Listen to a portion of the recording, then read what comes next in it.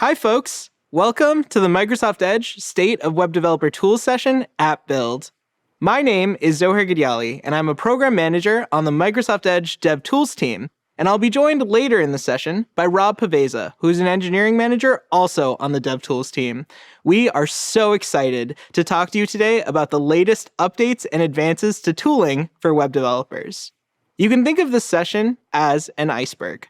We're going to start with the simplest and surface-level changes to Microsoft Edge for developers, and then dive into some memory and performance investigations before going even deeper into the web platform, taking a peek under the hood of how we apply Sourcemaps with the ultimate goal of helping you make your web content fast. Let's start with how can Microsoft Edge help developers? In this section, we'll introduce you to the JSON Viewer, a new experimental feature in the browser. We'll provide a brief overview of the DevTools and conclude with a tour of Focus Mode, an inspired and refreshed design take on the DevTools interface. You may have used in the past browser extensions or other tools to inspect JSON, but you won't actually need any of those solutions anymore because of Microsoft Edge's new built-in JSON Viewer. In order to demo the JSON Viewer, which is currently an experimental feature in Microsoft Edge, let's open the Edge browser and navigate to Edge Flags. In the Search Flags field, type in JSON Viewer and set this flag to Enabled. This will force you to restart the browser, which we'll do quickly. And now, when we navigate to any URL that returns a JSON resource, like this network request, it'll load directly in the browser in the JSON Viewer.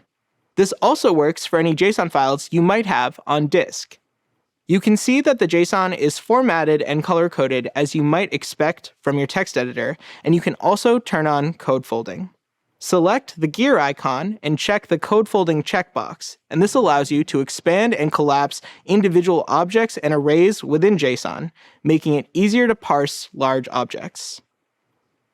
In addition to the JSON Viewer, Microsoft Edge has built-in web development tools that we call the Microsoft Edge DevTools. It's a set of tools that appear next to the rendered web page in the browser and provide a powerful way to inspect and debug web pages and web apps.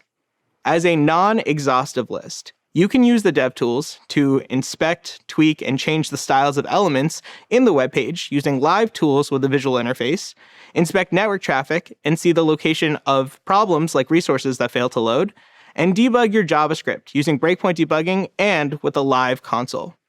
And there are hundreds of other things that you can do with the tools as well. And with all of that power comes complexity. So let's say that on any given day, this is what your DevTools UI looks like. We have a top bar of what we'd call our primary tools. And then we have a bottom bar that we call the drawer with even more tools here. You know, there's actually 33 tools inside the DevTools, and they span the entirety of the web platform. There's so many different tools and so many different things that all of those tools can do, so it can really quickly get overwhelming and make it hard to learn about features or even just remember where certain things are. And that's why we introduced Focus Mode. Focus Mode is meant to be a breath of fresh air. It's all about simplification. But just because we've simplified the DevTools and hidden some lesser used tools doesn't mean that we've compromised on any part of our robust feature set. Focus Mode is designed to hold only the tools you want to see to help cut down on all of that noise. However, it's fully customizable, so you will have access to all the powerful niche tooling features you had before. Let's take the tour. Welcome to Focus Mode. The top part of the UI is what we call the activity bar, and the activity bar holds all of your primary tools. These are the tools you're going to use every day that you always want to see. Now, I mentioned how customizability is built into this refreshed UI. So in addition to moving the dock location of DevTools, you can also customize the positioning of the activity bar. If you like the older DevTools UI and you like the horizontal toolbar, you can leave the activity bar in this orientation. However, if you like the way VS Code is organized instead, you can move the activity bar to a vertical orientation. I love vertical tabs in Edge, and I like having a vertical activity bar as well. Now I mentioned all 33 tools are always available.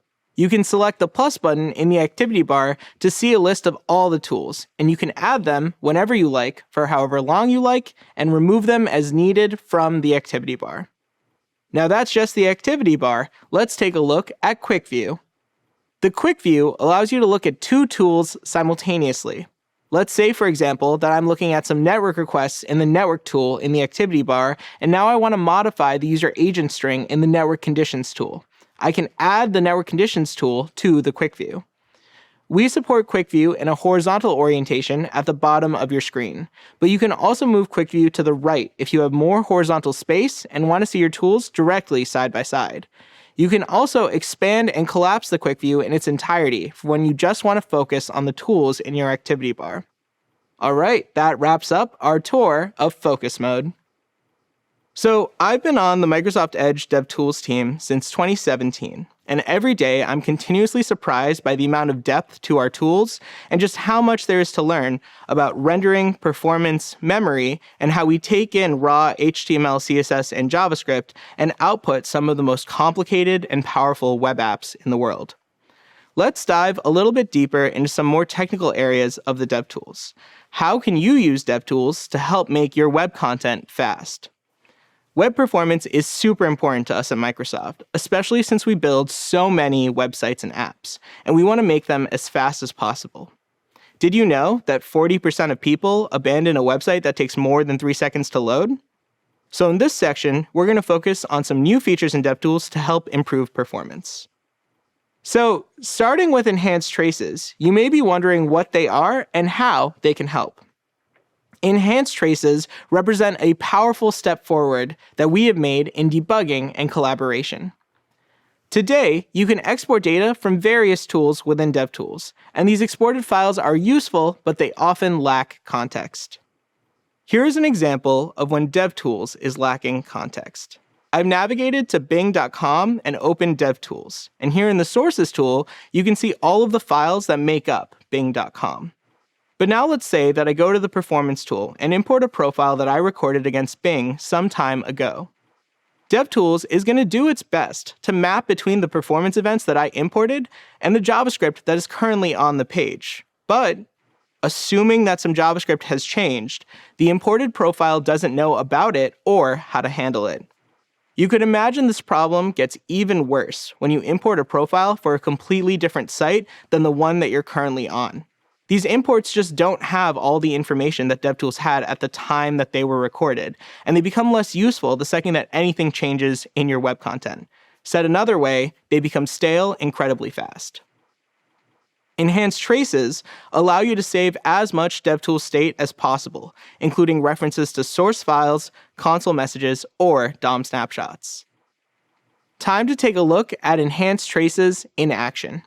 Here you'll see that I'm on the Bing page, and I've opened the DevTools, I'm in the Performance tool, and I'm going to import a file. But instead of importing the typical JSON file that the Performance tool exports, I'm going to instead import a .devtools file. This is the new file format for enhanced traces from Microsoft Edge. And what you'll see happen here is DevTools will open in a new window because we're not attached to the page anymore. We're loading an entirely separate DevTools instance. The Performance tool is still going to load our performance profile as if we had just recorded it, because it contains all of the performance events. Now let's zoom into an event and select one. Here's something really powerful. We actually have the references to the source files preserved at the time of the recording. We can jump back to the Sources tool from the Performance tool, and we no longer have the problem of mapping between the page's current JavaScript and the JavaScript at the time of the recording. All the source file references are contained within the enhanced trace. And that's not all that we can preserve with enhanced traces. We can also preserve console messages and DOM snapshots. The console will be read-only because we are reading the log of messages that are contained within the enhanced trace. DOM snapshots let you see the state of the page at the time of the recording. The key benefits of enhanced traces are that even if server-side changes are made, you're preserving the state of your source code and the state of your web page. This means you can package and share self-contained DevTools instances when collaborating with your teammates or coworkers. Instead of, say, getting a rogue console error and then trying to show a colleague how you got to that state, you can instead export an enhanced trace and share the .devtools file with them, and the state will be preserved. Now that we've gone over what enhanced traces are and why we built them, you might be wondering how you can export one yourself. Enhanced traces are customizable, and you get to decide how much data and state you want to preserve when exporting a .devtools file. In this demo, we've opened DevTools and the Performance tool against the page that we're interested in profiling. But before we take the profile, let's go to DevTools Settings, and under Preferences, find the Persistence section. We need to check this setting, Export Enhanced Performance and Memory Traces, to start. And then we can optionally, depending on what we want included in the enhanced trace, include console messages, script sources, and DOM snapshots. Now with these settings enabled, let's go ahead and take a profile. So here you can see the profile we recorded, and when we go to export it, we get the .devtools file format, which again is the file format for enhanced traces. I'd now like to introduce you to the Selector Stats feature in the Performance tool. Selector Stats is a feature that is designed to help you understand what is happening during long-running recalculate style events in the Performance tool.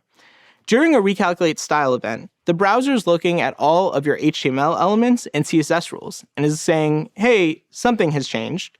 An element might have been added to the DOM. A pseudo class like hover might be applied. So let's figure out what style rules need to be recalculated. Let's demo the Selector Stats feature. In the Performance tool, we're going to open Settings and check the Enable Advanced Rendering Instrumentation setting. We need this checkbox in order to record the Selector Stats data. Now I'm going to go ahead and refresh the page and start profiling.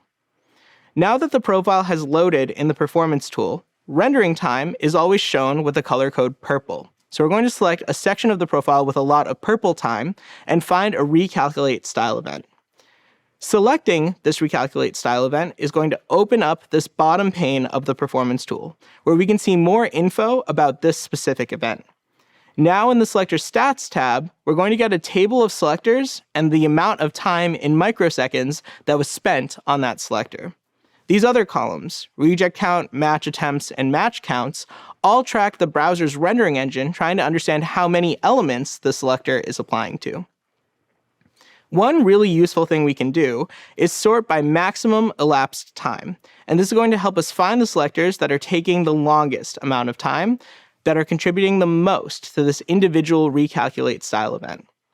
And the best thing about having access to this data is that it is really easy to try changing something, like making your CSS selectors more specific or trigger less often, and then retaking the profile and seeing the actual improvement as a result of this data. We hope that enhanced traces and selector stats are features that you find valuable in your performance and memory investigations, and we truly want to collaborate with all of you incredible web developers out there to ensure that the web remains fast and accessible for everyone. I'd now like to turn the stage over to Rob, who's going to share some more advanced and powerful debugging techniques for memory and performance issues. Thanks, Zohair. In this section, we're going to take a look at improving the speed and ease with which you debug by applying source maps in the DevTools to let you see as much of your original code as possible. We'll then conclude with some anti-patterns that slow down the web platform and might be contributing to bad performance of your web applications. Let's go. We can't really talk about our great advances in unminification without first taking a moment to talk about source maps.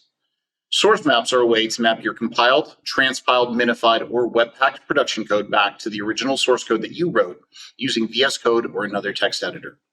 For example, the TypeScript compiler optionally emits source maps when compiling TypeScript to JavaScript, or you could do the same in Webpack. In the last year, we've really worked hard to make your TypeScript workflow work great in Edge. Now, we've seen many solutions for getting your source maps from the TypeScript compiler and hosting them somewhere that Edge DevTools can load them successfully. Maybe you're shipping your source maps directly in line with your production code or side by side with it. Maybe you've spun up a server with an AAD managed identity for your engineering team to access all of your source maps and put in a custom source map URL comment at the bottom of your files. All of these are valid solutions, some that we've even seen internally at Microsoft for leveraging these source maps in DevTools. But far and away, we recommend Azure Artifact Symbol Server, which provides security and privacy and is easy to configure via PATs and pipeline tasks. However it is you choose to publish your source maps, once DevTools can load them, we've landed some awesome features to leverage them and apply them that we're excited to share with you today. And just going back to something Zohair demoed earlier, all of these features work seamlessly with enhanced traces as well. You can debug faster than you ever have before using original file and function names from your source code, and you should never have to see minified, transpiled, or webpacked production code ever again in our tools when all of these solutions work together. As of Microsoft Edge 1.11, which was available and stable this March, the performance tool now automatically provides the original file and function names while profiling production code as long as source maps are loaded. On this slide, let's compare these two flame charts, both taken from the same point in a performance profile, but one with source maps and one without. You can see in the profile without source maps that there are several instances where we're looking at minified function names. These aren't the functions that you wrote in the source code. They're compiled and renamed with single letter names like M, Y, E, or C.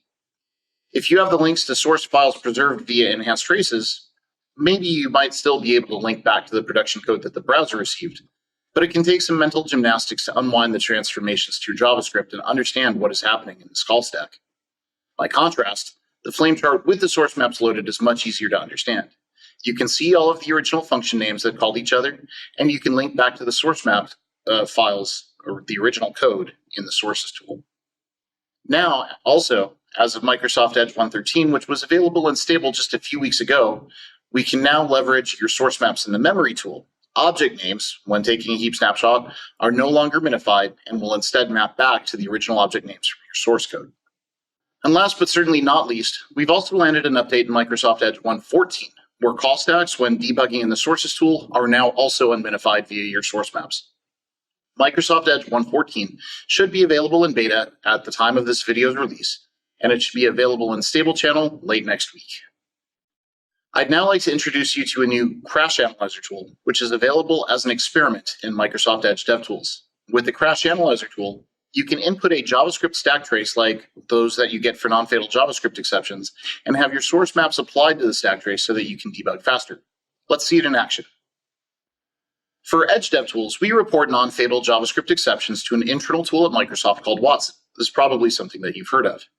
You might report similar data to tools like Azure App Insights or another telemetry tool that will allow you to receive these kinds of reports.